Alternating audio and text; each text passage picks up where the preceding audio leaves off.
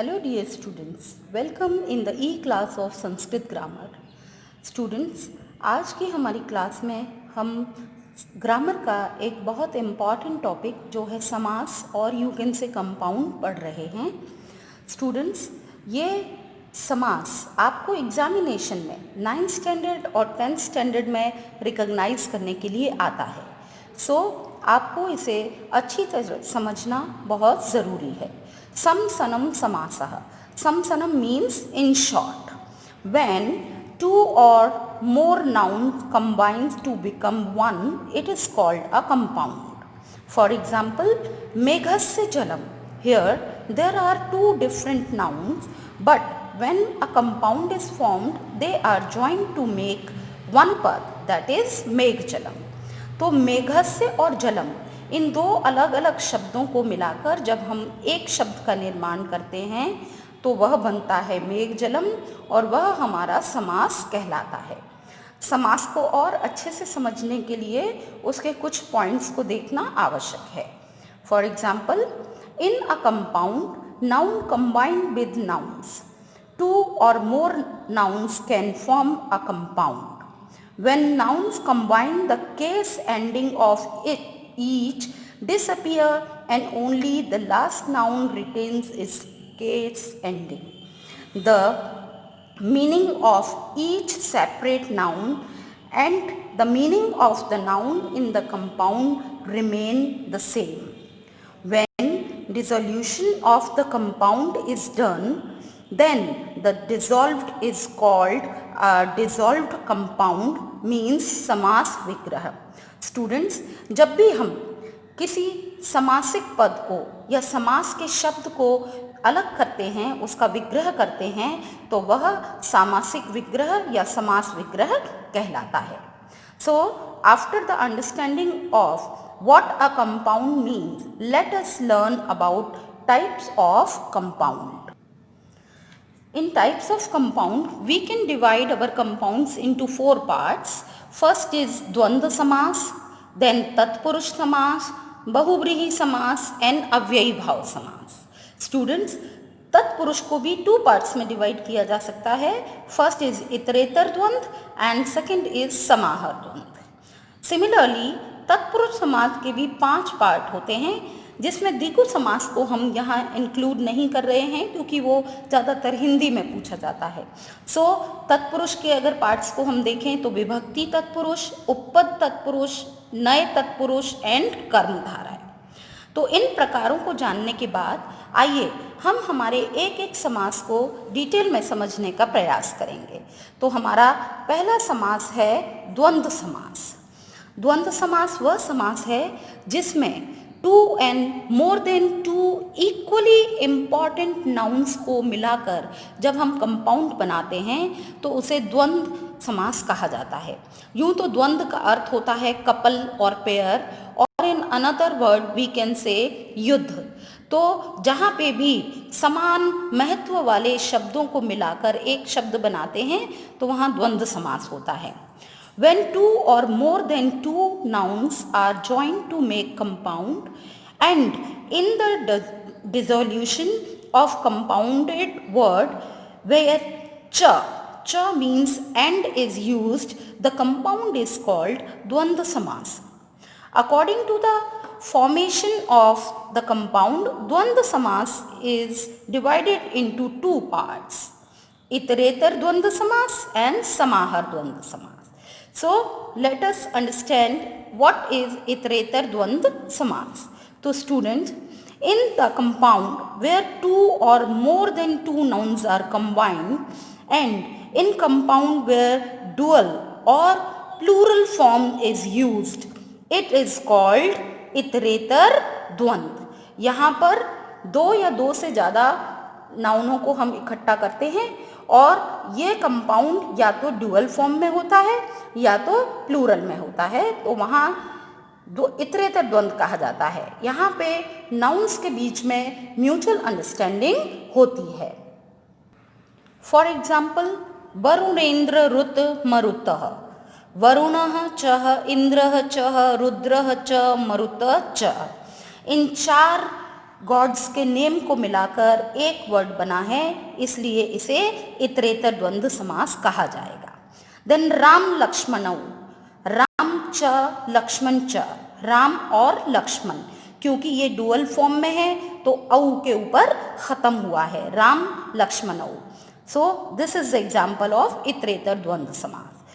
पुनीत सुनीतौ, अगेन पुनीत च सुनीत च, Puneet and Suneet, two masculine gender words are there and ends with au matra, so it is iterator dvand samas. Next is gun doshayo, guna cha dosha cha. Here this example is also iterator dvand example. Now our second dvand samas is samahar dvand samas. Students, in this compound two or more than two nouns are combined, but once the compound is formed, it is used in singular. This compound is called samahar dvand samas. It is very important thing that we should know that samahar dvand samas is always in neuter gender. हमेशा neuter gender के शब्दों का बनाया जाता है, और यहाँ पर जब भी समास बनकर ख़त्म होता है तो वह सिंगुलर फॉर्म में होता है। जैसे इतरेतर समास, इतरेतर द्वंद्व समास ड्यूअल और प्लूरल में होता है, समाहर द्वंद्व का एंड हमेशा म पे मोस्ट ऑफ होता है और यह सिंगुलर फॉर्म में होता है। आइए देखते हैं इसके कुछ उदाहरण। जैसे वीणा मृदंगम, वीणा च मृदंग च, पाणी पादम, पाणी च पादम च, पाणी मीन्स हैंड, पादम मीन्स लेग्स, तो हैंड एंड लेग। अहोरात्रम, अह च रात्रम च, अह मीन्स डे, रात्रम means night, day and night. चल अचलम, चलम च अचलम च, तो यह भी हमारा समाहर द्वंद्व का एग्जाम्पल है। देन अक्षीकरणम, अक्षी मीन्स आई एंड करणम मीन्स ईयर, तो आई एंड ईयर। तो these are the examples of समाहर द्वंद्व समास। Students, after Dvandva Samas, let us know about Tatpurush Samas. When in the compound two nouns have been joined and only the last noun has the suffix indicating case ending, the compound is called Tatpurush compound. In this compound, later word is more important than the first. There are 5 kinds of Tatpurush compounds जो कि मैं आपको पहले ही बता चुकी हूँ।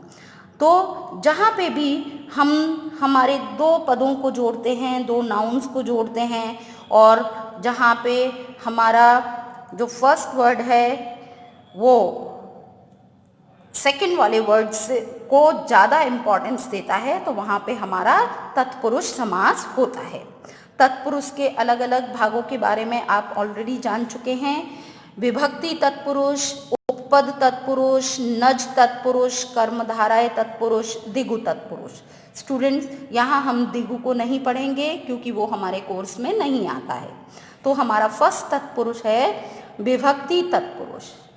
Here in this तत्पुरुष where are dissolve, when we dissolve the compound we get 2 words in each compound. The first word is called पूर्वपद and it has different case ending, and the last word जो कि उत्तर पद कहलाता है, वो अलग से सारे nouns उसमें include होते हैं। Means the first word पूर्व पद has different case ending and the last word उत्तर पद, all nouns are in the first case. So we can say about this compound or this samas that when a compound is formed by 2 words of which the earlier one is of a different case and the second one is in the first case, it is called Vibhakti Tatpurush.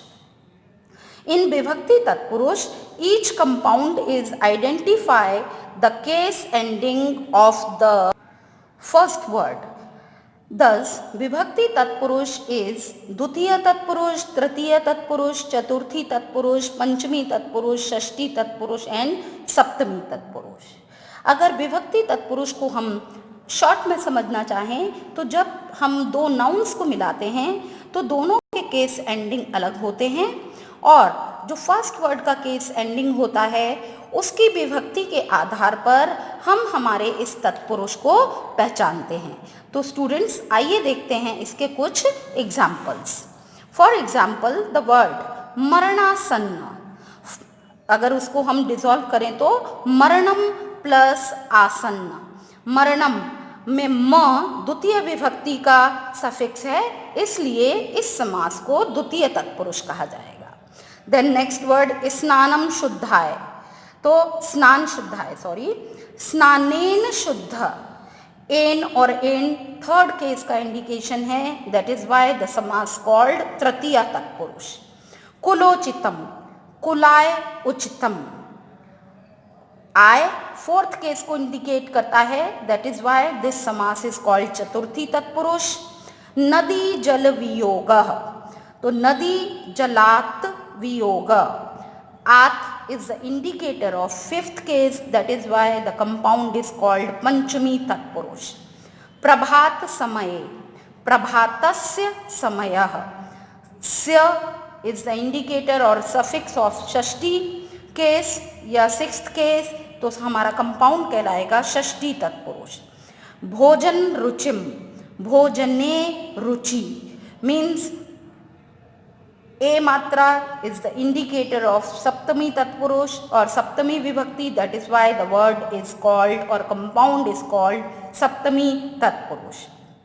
Students इस समास को समझने के लिए noun form में जो आपको case ending table दिया गया है, अगर आपको वो लर्न है तो आप इसे अच्छी तरह समझ पाएंगे। नेक्स्ट इज उपपद तत्पुरुष। ये बहुत कम संस्कृत में प्रयोग होता है पर हम इसको शॉर्ट में जान लें। इन this compound the first word is a noun and the second word is a verb.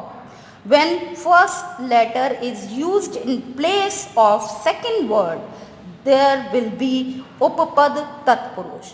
यहाँ पर जो हमारा फर्स्ट लेटर है उसको हम यूज कर देते हैं सेकंड वर्ड की जगह पे और वो उपपद तत्पुरुष बन जाता है। फॉर एग्जाम्पल दोषज, दोषात जायते, ओके, जो दोषों से जन्मे वो दोषज, और इसको हम कहेंगे उपपद तत्पुरुष।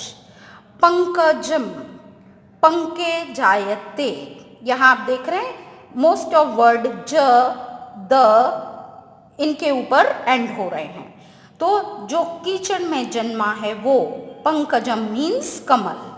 शास्त्रज्ञ, शास्त्रम जानाति इति, द वन हु नोज शास्त्रार्थ कॉल्ड शास्त्रज्ञ। जलद, जलम ददाति इति, जल देने वाला कॉल्ड जलद मीन्स मेघ और बादल। तो these are the examples of उपपद तत्पुरुष। स्टूडेंट्स हमारा नया और अगला तत्पुरुष समास है नए तत्पुरुष।